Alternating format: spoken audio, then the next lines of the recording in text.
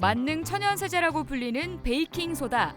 주방과 욕실 등 다양한 곳에 쓰이고 있는데요. 친환경적인 데다 실생활 활용도가 뛰어나 유용한 제품 중 하나입니다. 오늘은 베이킹소다를 활용한 청소 꿀팁 알려드릴게요.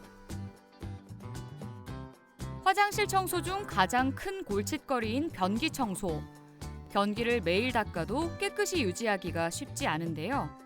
이럴 때 집에서 쉽게 구할 수 있는 베이킹소다와 치약으로 효과 만점 변기 세정제를 만들 수 있습니다. 우선 치약과 베이킹소다를 1대2 비율로 반죽하듯 섞어주세요. 치약과 베이킹소다가 잘 뭉쳐졌으면 다시백이나 낡은 스타킹 안에 넣어줍니다. 그 후 다시백을 고정해줄 끈을 달아준 후 변기 물탱크에 고정해주세요. 이제 물 내릴 때마다 세정제가 천천히 녹아내리면서 세정 효과를 볼 수 있습니다. 욕실을 청소할 때도 락스 대신 베이킹소다를 사용해보세요. 욕실을 물로 적신 후 베이킹소다를 뿌려주고 수세미로 닦아주기만 하면 화장실 냄새도 잡고 깨끗하게 청소도 하실 수 있습니다. 요리하다 생긴 기름때는 말끔하게 지워내기가 힘든데요. 이제 베이킹소다로 기름때를 깨끗이 지워보세요. 냄비, 프라이팬 등 각종 식기류를 소독할 때 베이킹소다를 푼 물에 15분에서 20분 동안 담가두면 음식물과 기름때를 쉽게 없앨 수 있습니다. 또한 전자레인지를 오래 사용하다 보면 이상한 냄새가 배는데요. 이때도 베이킹소다를 녹인 물을 행주에 묻혀서 닦아주기만 하면 전자레인지 속 냄새가 싹 사라진답니다. 여름만 되면 하수도를 타고 올라오는 오물 냄새가 고민이신 분들, 이때도 베이킹소다를 활용해보세요. 배관에 베이킹소다를 뿌린 뒤 식초를 붓고 15분간 기다려줍니다. 이후 온수로 헹궈주면 배관 냄새도 잡고 막힌 배수구도 뚫을 수 있습니다. 또한 쓰레기통이나 신발장, 냉장고 등에서 냄새가 날 때도 베이킹소다를 뿌려놓기만 해도 탈취 효과가 있습니다. 세탁할 때 세제에 베이킹소다를 약간만 섞어주면 표백 효과는 물론 냄새 제거 효과까지 볼 수 있는데요. 그뿐만 아니라 옷 속에 쌓인 매연과 미세먼지, 옷 속 화학 성분까지 제거할 수 있습니다. 만능 세제 베이킹소다, 잘 활용하셔서 간편하고 깨끗하게 청소해보세요.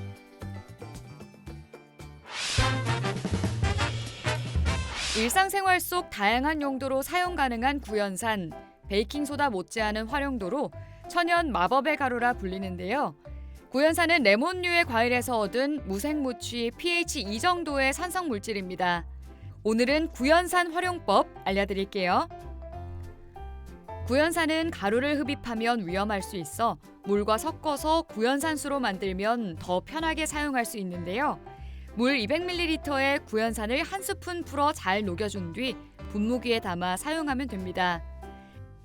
이때 무색무취의 구연산수를 물과 착각하지 않게 주의하셔야 하고, 구연산수에 무언가 떠다니거나 이상한 냄새가 나면 쓰지 말고 새로 만들어 사용하는 게 좋습니다.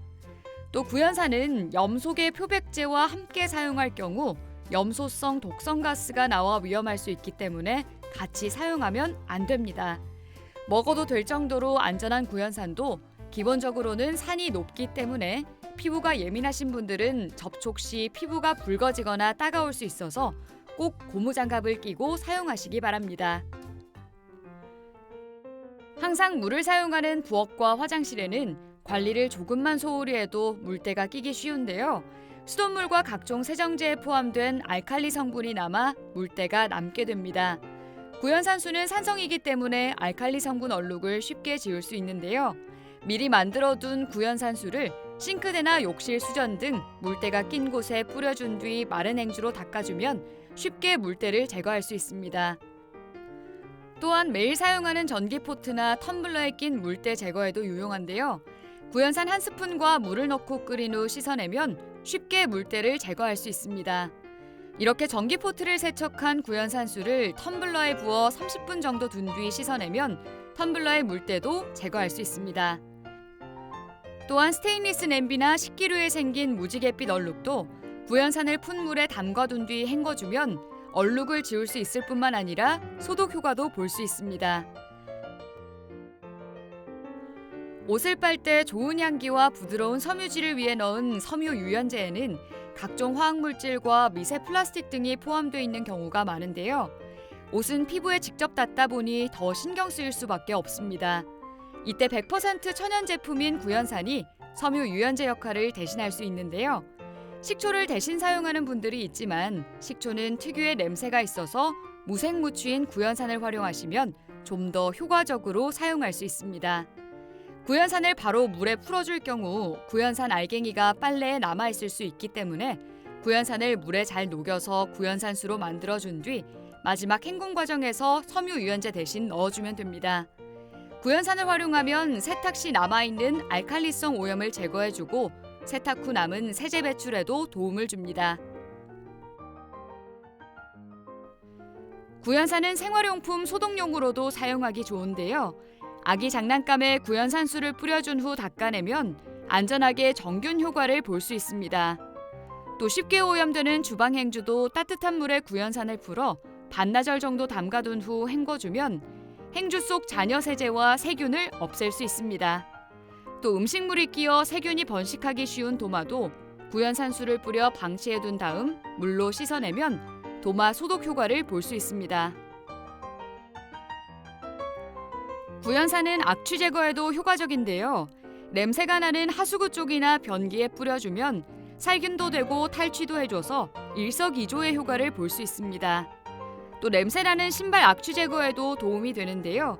냄새나는 신발에 구연산수를 뿌려준 뒤 신문지를 넣어 햇볕에 잘 말려주면 신발 냄새 제거에 좋습니다. 마지막으로 구연산을 베이킹소다와 과탄산소다와 섞어 사용하시는 분들도 계실 텐데요.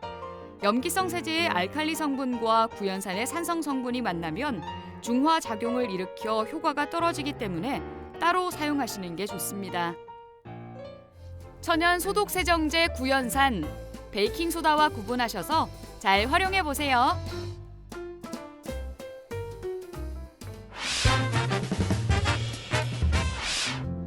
무더운 여름, 더위를 시원하게 식혀주는 고마운 에어컨. 하지만 가을 겨울 묵혀놨던 에어컨을 오랜만에 켰더니 퀴퀴한 냄새가 난 적 있으실 텐데요. 냄새의 원인은 바로 미생물. 에어컨을 올바르게 관리하지 못할 경우 미생물로 인해 건강을 해칠 수 있다고 하는데요. 그렇다면 어떻게 해야 에어컨을 건강하게 사용할 수 있을까요? 미생물 번식을 예방하기 위한 에어컨 관리법을 알려드릴게요. 에어컨 작동 후 5분 환기하기. 에어컨 작동 후 3분 동안 배출되는 곰팡이의 양이 60분 동안 배출된 곰팡이 양의 약 70% 정도를 차지한다고 하는데요.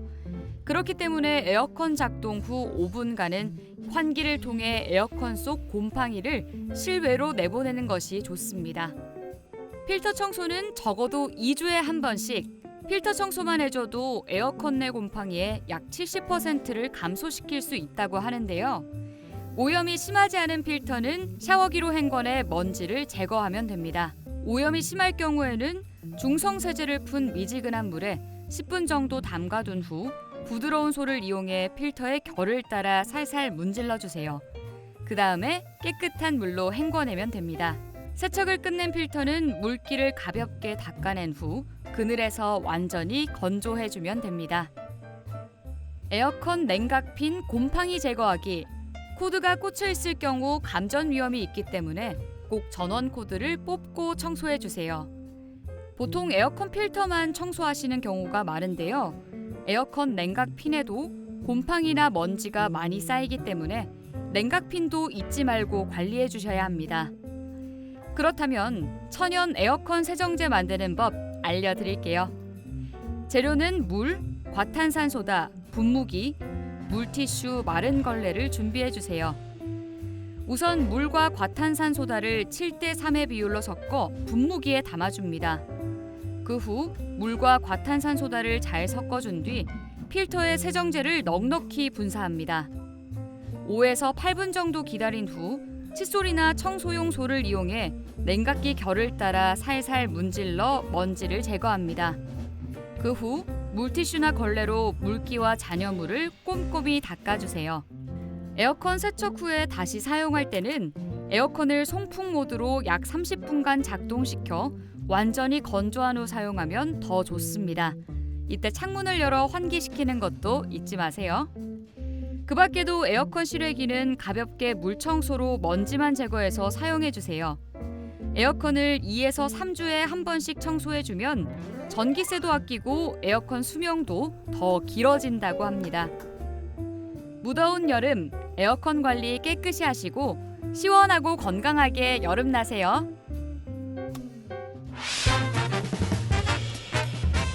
우리의 피부는 매일 햇빛에 노출되는데요. 그렇기 때문에 자외선 차단제는 사계절 모두 사용하셔야 합니다. 특히 햇볕이 좋아진 요즘 같은 날씨에는 자외선 차단제가 필수인데요. 막상 자외선 차단제를 구입하려고 하면 어떤 걸 써야 하나 고민한 경험 있으실 겁니다. 오늘은 자외선 차단제 종류와 사용법 알려드릴게요. 자외선 차단제를 구매할 때 가장 먼저 눈에 들어오는 숫자 SPF 지수와 PA 지수. 숫자가 높으면 무조건 좋을 거라 생각하실 수 있는데요. 우선 SPF는 피부를 붉게 하거나 화상을 일으키는 자외선 B로부터 피부를 보호해주는 시간을 말합니다. 1 SPF당 15에서 20분의 차단 지속력을 가진다고 하는데요. SPF 30은 약 7시간을, SPF 50이라고 표기된 자외선 차단제는 약 12시간 정도의 지속력을 가지는 겁니다. 하지만 실제 지속 시간은 사용 환경에 따라 차이가 날 수 있으니 참고만 해주세요. SPF 지수가 높아질수록 피부의 자극도 강해지기 때문에 상황에 맞는 제품을 고르는 게 중요한데요. 실내에서 주로 시간을 보내신다면 SPF 15에서 30이 적당하고요. 야외 활동 시에는 SPF 30에서 50 정도가 적절하니 상황에 맞게 선택해주세요. PA 지수는 파장이 가장 길어 피부 노화의 원인이 되는 자외선 A를 차단하는 정도를 의미하는데요. PA는 플러스 기호와 함께 표기되는 등급입니다. 플러스 기호는 최소 1개에서 최대 4개까지 표기되며 개수가 늘어날 때마다 자외선 차단 효과가 2배씩 증가하는데요. PA 지수가 실질적으로 자외선을 차단하는 수치이기 때문에 PA 수치를 잘 보고 선택하시는 것이 중요합니다. 하지만 PA 등급도 높을수록 피부 자극이 강한 제품이기 때문에 여름철 물놀이나 강한 자외선이 있는 경우가 아니라면 적당한 PA 등급을 선택하시는 게 좋습니다. 실내 활동이 대부분인 경우에는 PA+, 실내외 활동을 병행하는 경우 PA2+, 등산은 PA3+, 물놀이나 야외 활동은 PA4+ 중에 선택하시면 됩니다. 자외선 차단제를 구매할 때 무기자차와 유기자차 자외선 차단제라는 말도 들어보셨을 텐데요. 유기자차는 유기 자외선 차단이라는 의미로 화학 성분들이 자외선을 흡수해서 열로 전환시켜 피부를 보호하는 원리를 가진 자외선 차단제입니다. 유기자차는 투명하고 가벼운 사용감과 모공 내 축적되는 노폐물이 적다는 것, 백탁 현상이 없다는 장점이 있지만 피부에는 자극적이라는 단점이 있습니다. 무기자차는 무기 자외선 차단이라는 의미로 피부에 보호막을 형성해 자외선을 피부 겉에서 반사시키는 방법으로 피부를 보호하는 방식인데요. 무기자차는 피부에 순한 편이고 바른 즉시 효과가 있다는 장점이 있지만 뻑뻑한 사용감과 백탁 현상이 있다는 단점이 있습니다. 이런 특징을 가진 자외선 차단제는 자신의 피부 타입에 맞게 선택하는 것이 중요한데요. 크림, 로션, 스프레이, 스틱 등 다양한 제형 중에 지성 피부는 수분이 많으면서 피지 분비 조절 기능이 있는 오일 프리 제품이 좋고요. 크림보다는 로션 타입의 제품이 좋습니다. 또 건성 피부는 크림 또는 밤 형태가 좋고 보습 성분이 함유된 제품이 좋습니다. 민감성 피부인 경우에는 구매 전에 손목이나 귀밑 등 피부가 상대적으로 약한 부위의 제품을 테스트한 뒤 화학 성분, 합성 색소, 합성 방부제가 없는 제품을 선택하시는 것이 중요합니다. 자외선 차단제는 외출하기 최소 30분 전에 발라주시는 것이 좋고요. 500원짜리 동전 크기 정도의 양을 얼굴뿐 아니라 목, 귀까지 골고루 발라주셔야 합니다. 또한 SPF와는 상관없이 서너 시간에 한 번씩 덧발라주는 것이 중요한데요. 자외선 차단제를 바른 후에는 차단제의 잔여물이 모공을 막아 피부 트러블을 유발할 수 있기 때문에 폼 클렌저나 비누를 이용해 꼼꼼히 세안하시는 것이 좋습니다. 또 개봉 후에는 6개월 안에 사용하시는 게 좋고요. 용기 뚜껑을 깨끗이 닦아 잘 닫고 냉장고나 서늘한 곳에 보관하면 1년 정도 사용하실 수 있습니다. 본인에게 잘 맞는 자외선 차단제 선택하시고 슬기롭게 피부를 지켜주세요.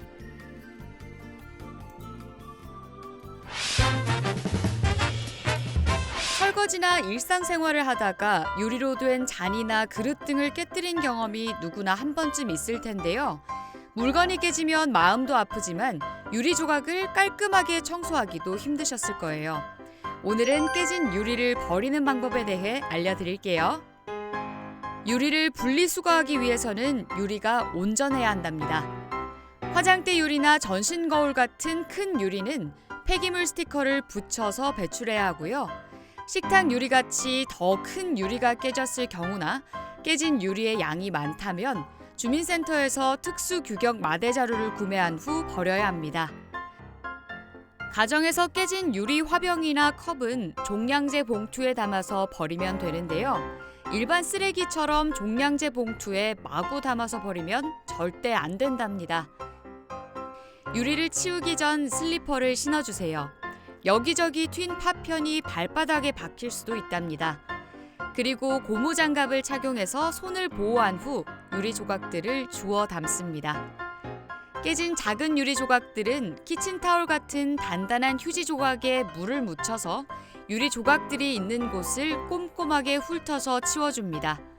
그런 다음 테이프로 바닥에 남아있을지 모를 작은 파편들을 깔끔하게 처리해줍니다. 그리고 마지막으로 청소기를 돌려 마무리를 해주세요. 이때 모은 유리 조각들은 종량제 봉투에 바로 담는 것이 아니라 신문지로 꼼꼼하게 싸주셔야 됩니다. 유리가 뚫고 나올 수 있기 때문에 여러 번 감싸줍니다. 뽁뽁이가 있다면 한 번 더 감싸주는 것도 좋겠죠? 그런 다음 종량제 봉투에 버려줍니다. 마지막으로 또 한 가지 해야 할 일이 있는데요. 종량제 봉투를 치워주시는 환경미화원들이 혹시나 다칠 수도 있으니까요. 봉투 밖에 깨진 유리가 있다는 메모를 꼭 붙여주세요. 그러면 2차 피해도 줄일 수 있겠죠? 깨지기 쉬운 유리나 그릇은 깨지지 않게 조심스레 다루는 것이 가장 좋지만 실수로 유리를 깼을 경우 오늘 알려드린 방법으로 깔끔하게 치우시길 바랍니다. 야외 활동이 많아지면서 진드기를 조심해야 하는데요. 전염병을 옮기는 진드기는 보통 숲이나 들판에 사는 경우가 많고 4월에서 11월까지 활동하기 때문에 특히 주의해야 합니다. 작년 전국적으로 야생 진드기로 인한 중증 열성 혈소판 감소 증후군 환자가 259명이 발생했고 이 가운데 47명이 사망했습니다. 야생 진드기를 예방하기 위해 가장 중요한 것은 숲이나 들판으로 갈 때 긴팔, 긴 바지, 모자 등을 착용하고 소매는 단단히 여미고 바지는 양말 속에 넣어 피부 노출을 최소화하는 겁니다. 그리고 야외 활동 및 작업 시에는 진드기 기피제를 옷에 뿌려주세요. 진드기뿐만 아니라 다른 벌레들도 쫓을 수 있는 효과가 있습니다. 돗자리를 사용하고 난 후에는 꼭 털어주고 물로 씻어 햇볕에 말리는 것이 가장 좋겠죠? 야외 활동 시 겉옷이나 가방 등을 풀밭 위에 올려놓는 것도 위험합니다. 진드기가 어느 순간 가방과 옷 안에 들어갈 수 있기 때문이죠. 야생 진드기가 반려견에게 달라붙어 감염될 수도 있으니 산책 시 풀밭을 피하고 반려견에게는 진드기 기피제를 반드시 뿌려 신경을 써줘야겠죠?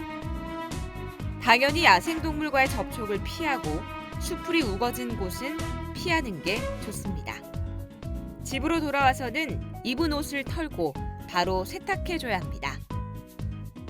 야외 활동 후 발열과 두통, 근육통 등 감기나 독감 비슷한 증상이 나타난다면 병원을 찾아야 합니다. 대체로 긴 잠복기 탓에 진드기에 물린 것을 모를 수 있지만 야외 활동을 한 후 2주 내에 독감 증상 발생 시 진드기를 의심해 봐야 합니다. 야생 진드기가 옮기는 중증 열성 혈소판 감소 증후군을 예방하는 백신이나 치료가 없기 때문에 현재로서는 예방이 최선의 방법입니다. 모두 진드기 조심하고 즐거운 야외 활동 하시길 바랍니다. 이맘쯤이면 다가오는 장마철. 장마가 찾아오면 함께 찾아오는 고민거리 습기. 습한 날씨로 집안 곳곳이 눅눅한 상태가 되는 것을 막기 위해 제습기, 제습제 등 다양한 제습용품들을 사용하는데요. 그중 가장 흔히 사용하는 물 먹는 제습제. 하지만 이런 형태의 제습제는 일회성으로 쓰고 버려야 해서 플라스틱 쓰레기가 많이 나오는데요. 오늘은 플라스틱 통도 재활용하고 반값으로 리필 제습제 만드는 법 알려드릴게요. 제습제를 뜯어보면 하얀 알갱이가 들어있는데요. 이 하얀 알갱이의 정체는 염화칼슘. 염화칼슘은 자신의 14배 이상의 물을 흡입할 수 있어 흔히 제습제로 사용됩니다. 준비물은 염화칼슘, 제습제 빈통 혹은 플라스틱 페트병, 부직포 혹은 한지입니다. 다 쓴 제습제 뚜껑을 열고 종이를 제거합니다. 통 안을 비우고 물로 깨끗이 씻어 잘 말립니다. 이때 물기가 남아있을 경우 염화칼슘이 발열 반응이 나타나니 주의하셔야 합니다.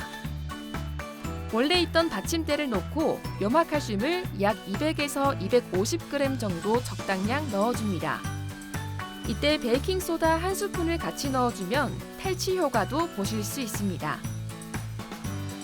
한지나 부직포를 덮은 후 뚜껑을 덮습니다.